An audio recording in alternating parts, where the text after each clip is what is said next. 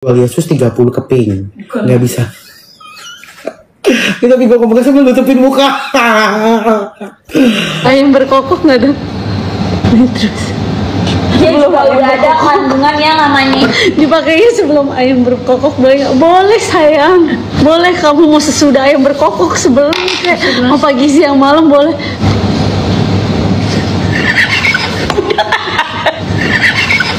Udah dibilangin boleh nggak komennya yang bener, gak ada urusannya sama di sini, seriusan deh ya, jangan aneh-aneh soalnya kan ada Cici Nia di sini ya kan, dan mereka kan juga udah bisa baca beb, ngerti nggak ya? Kalau orang komennya tetot gimana nih? ya kalau komen Gak usah nonton mereka bunda lagi. Kalau yang tetot. Ya, Tapi iya lagi lucu. 30 seat mas.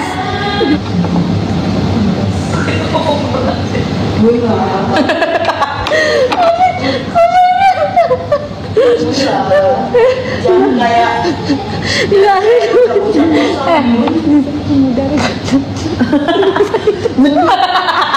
Tadi ada yang ngomong jangan ambil siapa bisa ambil. jangan bikin bikin mengganggu. Nggak ada hitamnya tadi seru banget ngomong mulu bundanya ngomong mulu. Kenapa 30 emang isinya 30? Emang isinya 30. Ini kita Astaga ya ini 30. di keterangannya ada bun. Ada ya Bo ya, isinya tuh 30 seat mas ya. Beneran say. Benar aja kamu ya. Mau dong boleh langsung gaspol istri ya. Apa nih? Nih. Baca nih. Ayam berkokok nggak ada.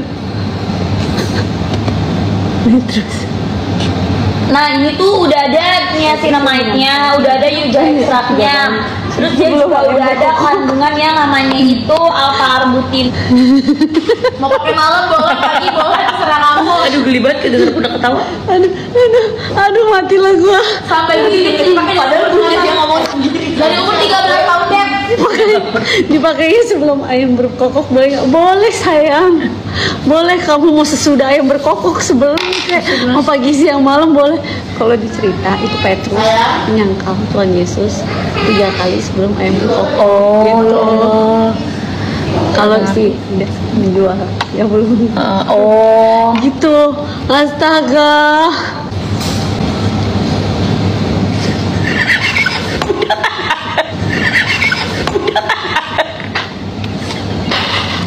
apa ya?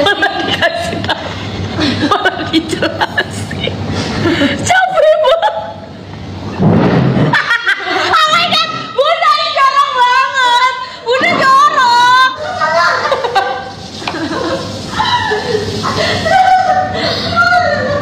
Guys, maaf ya guys, Bunda ngakak sampai tumpah-tumpah. Bunda lagi rock lagi juga ya.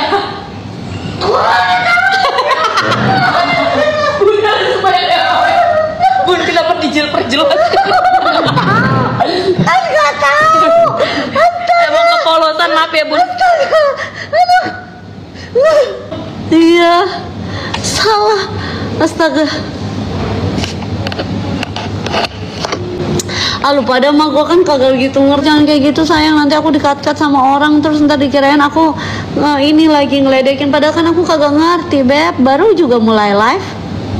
Agak ada sayang, sumpah aku mah cinta damai aja hidupnya udah. and love pokoknya guys. Peace, love, and gaul kalau kata orang.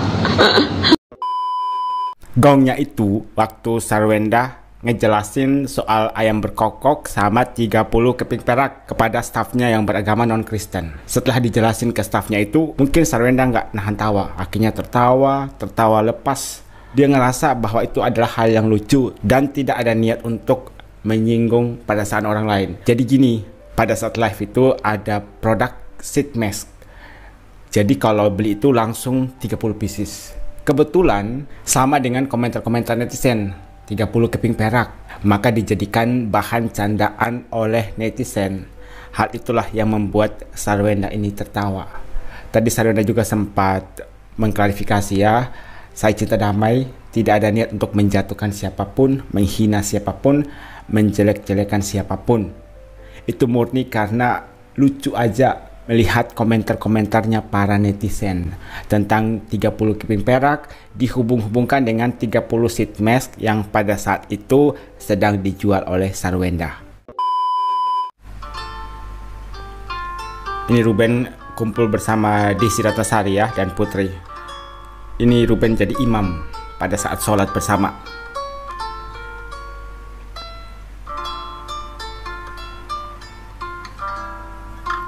Ini namanya abang yang selalu setia menemani Ruben Onsu ya.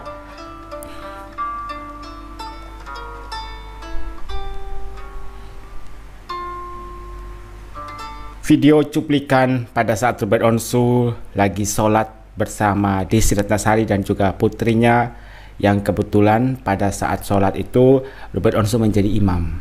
Hal ini juga menjadi perdebatan dari netizen, tapi satu hal yang bikin saya kagum gitu ya dengan seorang Ruben Onsu, melihat ketekunan dari beliau untuk menjalankan ibadah sesuai dengan kepercayaannya saat ini. Terjawab sudah ya, mengapa tiba-tiba tahun lalu Ruben Onsu menceraikan Sarwenda tanpa alasan yang jelas. Dari banyak artis yang tiba-tiba mualaf, Ruben Onsu adalah yang paling disorot. Mengapa demikian?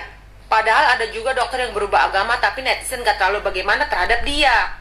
Pada waktu terjadi perceraian antara Ruben dan Sarwenda, ini masyarakat mulai berspekulasi, oh mungkin Ruben bercerai karena sakit, oh mungkin karena bla bla bla. Bahkan ada fitnah keji terhadap Sarwenda dan anak sambungnya. Sosok Ruben dan Sarwenda ini dianggap sebagai ikon keluarga artis yang harmonis. Sosok Ruben sebagai suami yang baik, sebagai ayah yang baik, Sarwenda sebagai istri yang baik.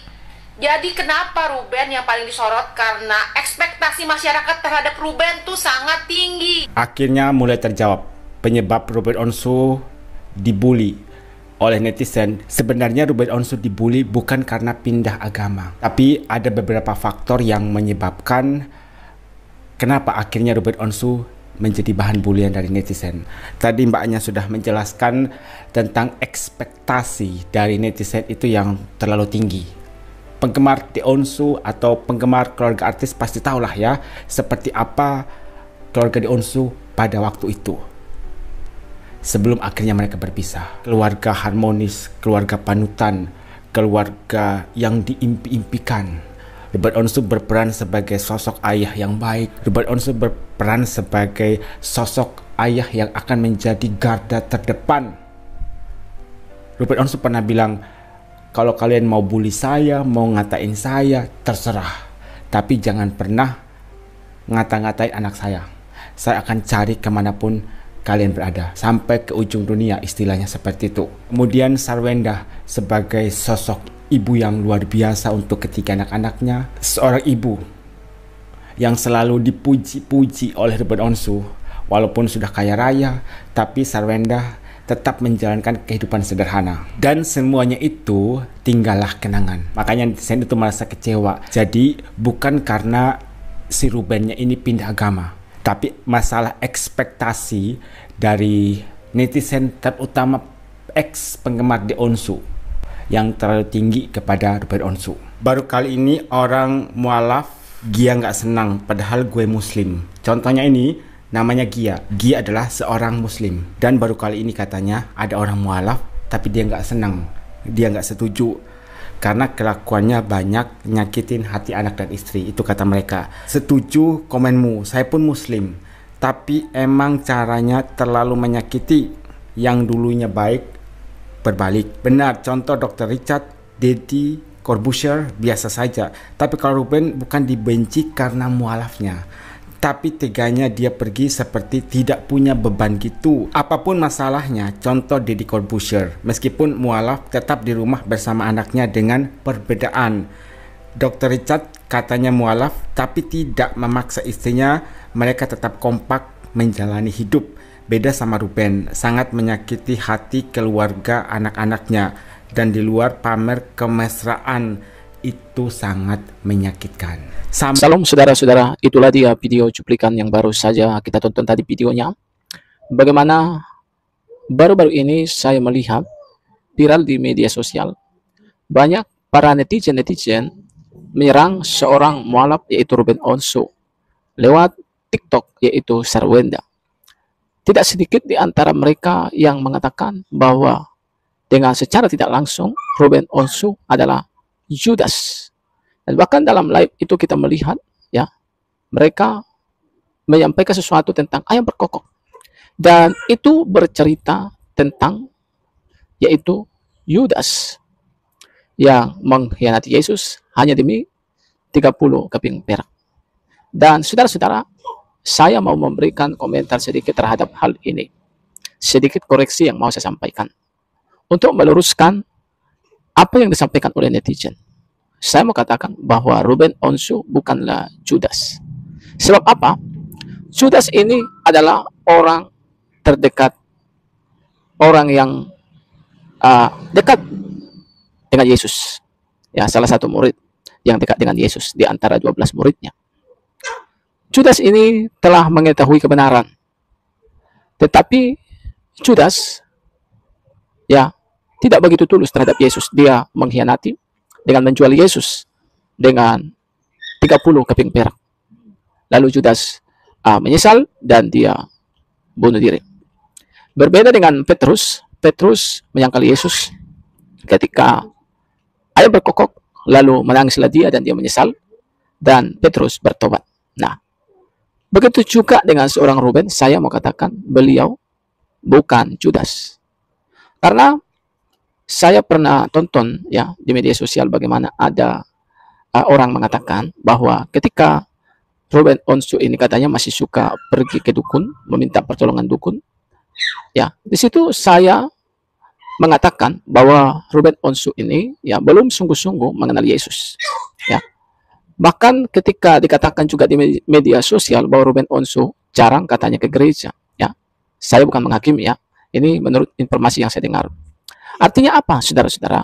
Bahwa memang Ruben Onsu belum begitu sungguh-sungguh mengenal siapa itu Yesus dan belum mempelajari dengan sungguh-sungguh siapa itu Yesus. Karena itu saya katakan beliau bukan Judas. Kalau para netizen mengatakan beliau adalah Judas, saya katakan beliau bukan Judas karena beliau belum memahami dan belum mengenal Yesus secara sungguh-sungguh. Ya. Tetapi saya percaya seorang Ruben Onsu ini adalah seorang anak yang hilang. Ya. Seorang Ruben Onsu seharusnya kita sebagai netizen bukan malah kita membenci Ruben Onsu. Ya. Bukan malah kita menjelek-jelekkan Ruben Onsu karena beliau adalah anak yang hilang, ya, anak yang hilang yang perlu kita injili dengan kasih, yang perlu kita doakan dengan kasih agar beliau kembali kepada Yesus, yang mana kita tahu Yesus adalah jalan satu-satunya ke surga, Yesus adalah satu-satunya keselamatan, Yesuslah hidup yang kekal, dan Yesuslah Tuhan yang benar dan Tuhan yang hidup. Dia mati untuk kita dan dia telah bangkit, maka seharusnya kita datang kepadanya, mempercayakan jiwa kita kepada Yesus yang telah mati namun hidup kembali. Nah, teman-teman, itu poin penting yang mau saya sampaikan. Kiranya video yang saya bagikan boleh memberkati kita dan boleh mengedukasi. Tuhan Yesus memberkati. Shalom.